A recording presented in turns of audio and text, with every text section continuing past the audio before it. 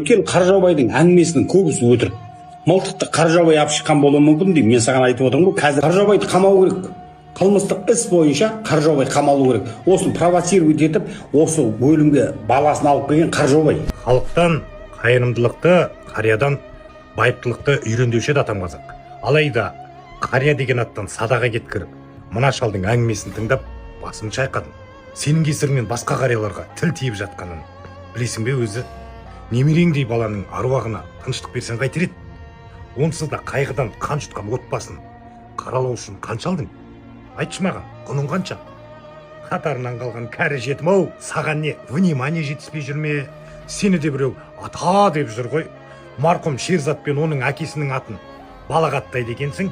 Ендігіде ісім сіз деп айтуға аузым бармайды.